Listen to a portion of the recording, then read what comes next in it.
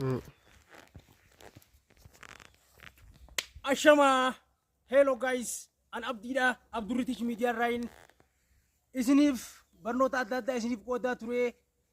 Yeroo kana dhiifama torban tokkoof akkana lama isinirraa dhibaayeen ture. Torban tokkoo fi cinaa isinirraa baduu xiyyaaf dhiifamaan isin gaafadha. Waan hin badeef sababa xiqqaa takkaan qabaa chaalenjii takkaatu na mudate. Chaalenjiin san maali? Chaalenjii xiqqishoo fuudha wayii yookaanis cidha wayii yookaanis gaa'ila akka afaan naannootti cidhaan gaggeeffachaa ture. Torban takka hojii keenya idileetti deebi'uuf torban takkaan nu afaa torban kana dabarsinee hojii keenya idileetti ni deebina. Warreen maatii Abdurritish Media yookaanis chaanaalii Abdurritish Media jala jirtan hundinuu like godha.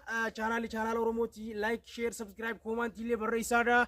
Haluma kanaan Abdurri jajjabeessaa isinin jenna. Abdurriin hin dhabamne isin bira jira. Akka narra abdii hin kutanne jechuumaa fi wal jajjabeessuun aadaa Oromooti.